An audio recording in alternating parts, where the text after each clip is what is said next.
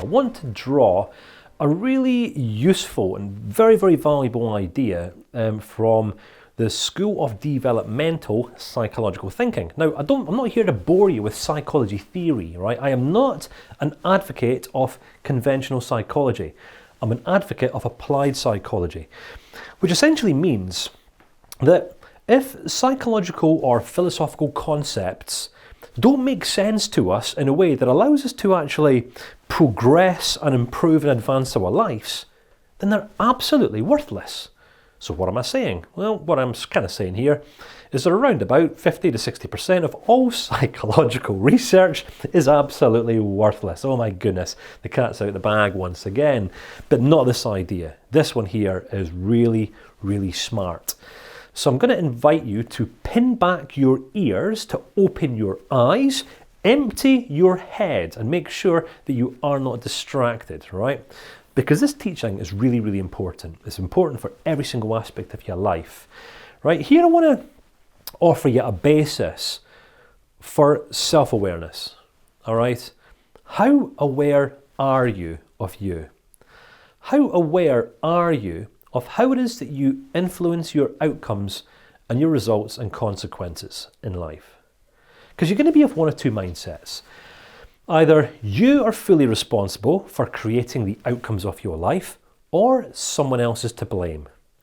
Right? As long as someone else is to blame for your life being in a condition that it's in, this is essentially you avoiding responsibility. And one thing I can guarantee is that personal responsibility precedes all personal empowerment. You only become empowered in life as you take more and more and more responsibility for yourself. All right. So I want to introduce you to a fascinating gentleman here, a guy named Ulric Neisser. Now this guy existed back in the 1920s and he died in 2012. So he was kind of born around about the same sort of time that Sigmund Freud, if you've ever heard of him, he was kind of like that crazy one who was obsessed with sex. He was born around about the time of that guy, when he was kind of really advocating the psychoanalytical approach to psychological thinking, which I'm not going to cover because some of it's sensible, but a lot of it just wasn't at all. So Ulrich was a German-born American psychologist, right? I'm giving you a little bit of history here. He was referred to as the father of cognitive psychology. So he was referred to as the father of cognitive psychology, but what you'll find in later years, his works went on to influence countless thinkers throughout the developmental and the behavioural schools as well. All right, which is essentially just different ways that we look at life. Now, the reason why I'm kind of touching on all this with you is because over the last century or so, maybe the last 150 years, psychology has only been respected as a field of inquiry for probably around about 60 years now. Right? Up until then, it was kind of highly academic, men in white coats. Psychology and psychiatry has done a lot of damage in the world. Today, in the early 2020s, there are bills being passed all around the world. All right, and I'm talking all around the world now, cancelling out and making many psychological and psychiatric practices illegal. All right. Which is, well, that sounds a little bit confusing. Well, yeah, it does.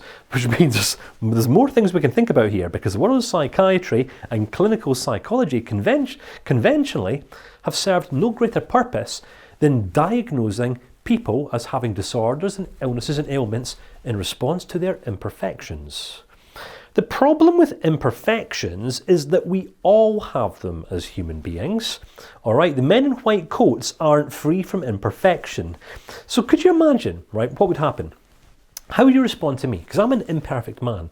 I'm not a perfect communicator. I'm not a perfect teacher. I make mistakes in my marriage. I've made mistakes in business, in every single aspect of my life. All right, So how about we sit in a room or go for a coffee, then I sit opposite you and say, you're imperfect. You don't communicate in the same way as me. You don't think in the same way as me. You don't process information in the same way as me. Yes, you have a disorder. You have a condition. You have an illness. You have an emotion, pardon. You feel sad. You feel a little bit apprehensive of your future. You struggle with low confidence, low self-esteem. Oh, right, okay. Yeah, those things, we need to cure you. We need to treat you. A little bit compassionless, isn't it? Would you feel like I was actually interested in you? Do you see I'm getting a little bit closer to you here? All right. Would you feel like I was interested in you as a human being if I was actually more vested in diagnosing you? Welcome to the world of clinical psychology and psychiatry. More interest in diagnosing people than in taking time to understand them. All right. So the reason why I give you that context is because psychology broke down into multiple different schools of thinking over the years. It had to, because early thinkers such as Freud, their focus was on curing people. Right? The old Freudian approach gave birth to those men and women who would use things like electric shock therapy. All right, movies were made about this. Stanley Kubrick's Clockwork Orange. All right, just in case you don't believe me. It was only 20, 25 years ago that homosexuals, if diagnosed, were treated with electric shock treatment. All right, seriously, this is where it's at. But today you go to a doctor's and you get diagnosed with bipolar. Obviously, it's gospel. All right, only 20 years ago they were diagnosing and trying to cure people, homosexuals, with electric shock treatment. It's warped, it's diluted. All right, but I shan't go on too much of a rant about that. This is the reason why psychology branched out. Today I advocate applied psychology because they're, joking aside, all right, there's a lot of nonsense. There's a lot of absolute academic, nonsensical dribble that's made its way into the psychology textbooks. But if a person can take time, they'll find some nuggets, all right? I took that time. I took over a decade, right? A decade of my life, all right, to share with you a couple of nuggets in this course. And this is one of them, Neisser's levels of self-awareness. He was referred to as the father of cognitive psychology, but he researched and wrote specifically about the levels of self-awareness that we have. All right, guess what? If you can become aware of yourself, then you're never going to need anyone who's not interested in you to diagnose you. All right, you're going to become more than aware of the reasons for your own experiences in life. You get to understand yourself. All right, Socrates, an ancient philosopher, once said, know thyself, observe thyself, study thyself, examine thyself, know thyself, because no one else will ever know you more. Neisser proposed we experience 5 different levels of ourself. All right, now this is a journey. The first level is the ecological self, all right, where we have an awareness of internal and external stimuli. We understand our body, right? We know when we need to go to the toilet. We know when we're hungry. We know when it's cold. We know when the rain comes on. It's time to go indoors, unless we like playing around in the rain. We know that if we touch a hot stove, we're going to get burned and it's going to be sore. So if we get burned and experience pain, we ain't going to do that again, unless we like pain. Some people do. So there's the ecological self. Children get this. Think about little babies or infants. Cry when there's something that they want. They're hungry, or they've just filled a nappy, or they're tired, or they're grumpy, or they want a cuddle, or something like that. They don't have the vocabulary to articulate what it is that they want. Right? It's not like little baby pops out and says, "Oh, mother, father, please, lunchtime, breakfast time, pick me up, cuddle me, please." Baby doesn't say that. Baby just cries, right, and bawls. Then it's up to mum and dad to discern and figure out what baby actually wants. The ecological self, right? We have practical bodily needs, right? So most of us are aware on this level. Some aren't, who become quite dangerous in life. I shall say no more. Then we have the interpersonal self. And this is when we become aware of the interactions that we have with others. All right, see when you're communicating with someone, are you aware of how it is that you're actually being received? Are you aware of whether this other person is engaged in what you're saying? Are they with you? Are they responding? Many people go through life Some people say, I'm depressed, I feel disconnected, I feel isolated. Having never learned to communicate in a mature adult way. Some people don't understand the basics of communications, such as there's a difference between monologue and dialogue. Right? I'm not going to go any further than this. Monologue is where I talk at you. I tell you what I think. I tell you how you feel. And it doesn't really matter what you have to say. I couldn't care less because all I'm doing is talking at you. Once I've talked to you, once I've told you all that I want to say, I might even have the audacity to say, yeah, great conversation. See you later, which is what some people do. So the interpersonal self is about us evaluating how effective we're being relationally as we interact with others, which obviously goes on to impact the quality of every other area of our life, intimacy, professionally. We then have the extended self, which is an awareness that will develop of timeline events in the past or in the future. Say, for example, something happened to you when you were a child, i.e. a man said or done something to you, or a woman said and done something to you, which you didn't like, and then you go through life with this fear or this kind of hesitancy of interacting with men or women. I don't know what that event is, doesn't matter. What I'm saying is we learn from our past. The learnings that we pick up in our past influence how we conduct ourselves today, which can sometimes then also influence our expectations of the future. So on a very basic level, this is the extended self. We then have the private self, which is how aware we become of our thoughts, our feelings, and our motives. I'm not talking about focusing on our thoughts and our feelings and our motives. I'm talking about, some people become overwhelmed by them, don't they? Some people can't see beyond how they feel. I am traumatized. I had an event in the past in my extended self, which means I'm traumatized today. I'm traumatized today because I haven't yet stopped focusing on something that happened to me yesterday. It's a focus thing. It's a mindset thing. These are levels of awareness that allow us to get over ourselves, right? Allow us to develop and nurture a healthy outlook on life, a healthy perspective, right? Which is what we need if we want to live life in a confident and a self-assured way. So the thing is, again, it's not like no one's bad for not understanding this stuff, right? Today we look at the curriculums that are taught in schools, right? Again, working the way around the world, you've got gender studies being taught in schools. I'm not knocking anything. I'm just saying that today, young children are being taught that there are in excess of 150 different genders. You can be as fluid in your gender as what you want to be. Some people will buy into this notion, others won't. It's an interesting idea, that's all I'm saying. In some schools, you'll get taught multiple foreign languages. You'll get taught Pythagoras' theorem. You get taught the basics of biology and physics and chemistry, which is fantastic. But what do we think would actually be more beneficial and sensible in today's global economic environment?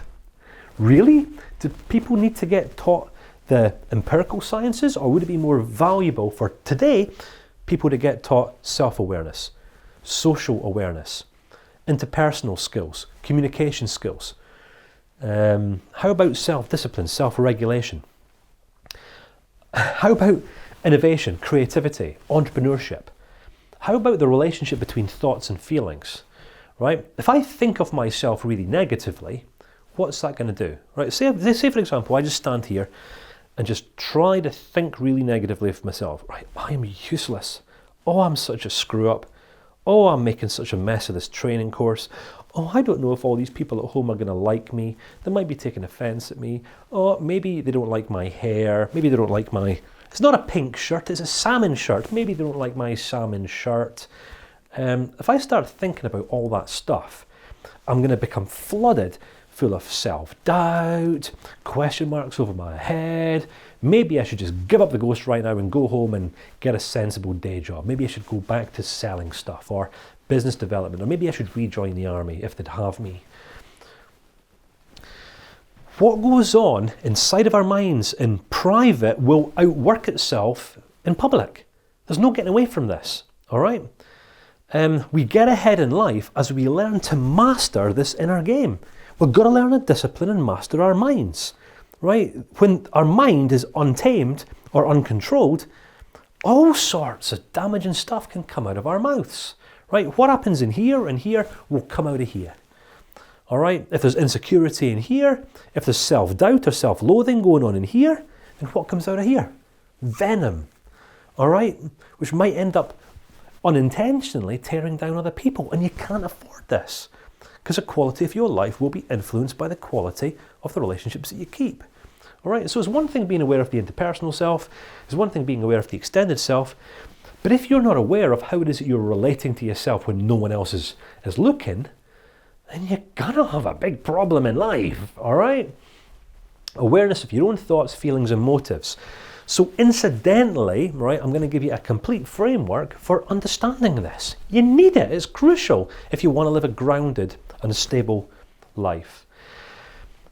On this last, deepest level, now incidentally, Neisser wrote about all this in his, over a number of books, but he does reference it in this book here called Memory Observed. Now, it's not an easy book to get your hands on today because it came out of print many years ago. You might be able to get your hands on a second-hand copy, if you're lucky, on websites such as Amazon, Book Depository, things like that. Our ideal self is just our conceptual self, who we can potentially become in concept.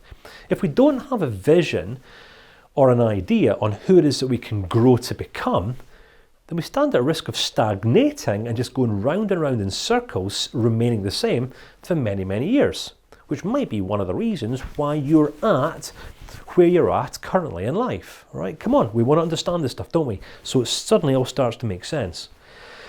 The conceptual self is the awareness that we develop of our own self-awareness. How aware are you? All right, for example, see if you're agreeing with something that I'm saying or disagreeing. Why? Why are you agreeing or disagreeing? How do you know that you are right? Because you kind of need to know whether your rightness is actually right or whether your rightness or assumed rightness is perhaps not so right. You need to get clear on these things. The conceptual self, as we kind of work on ourselves, we begin then to hold more of an objective, a healthy and an accurate view of ourselves, of our identity and our personality. Remember, we have these 8 different categories of confidence. So we have the facade. And unfortunately, because not all people are brought up in a stable and sensible family environment, come on, not all parents are wise parents. All right, some parents do nothing apart from lead their kids astray and set an absolutely terrible example of how it is that life should be lived or could be lived. All right, so young people develop ideas about themselves, about how life should be lived. Here in Scotland, it absolutely breaks my heart when I walk around my hometown and see angry ladies and angry gentlemen who I know are just harbouring their own hurts, tearing down their children, saying, "You are silly boy, you're bad boy, you're silly girl, you're bad girl." My goodness, what 3 or 4-year-old child needs to get told that they are silly or bad? And we wonder where our limiting and undermining self-beliefs come from? Most of them come from mum and dad who also don't know any better, because there's a pretty good chance that they were on the receiving end of exactly the same level of input. All right? I'm saying that there's a reason for everything. Your worldviews and beliefs didn't just pop into existence one day without you buying into an idea that was passed your way from someone else. All right? There's a reason for everything, my friend. The question is, how aware of yourself do you need to become? Not how aware of yourself do you want to become, how aware do you need to become? You get to answer that question for yourself.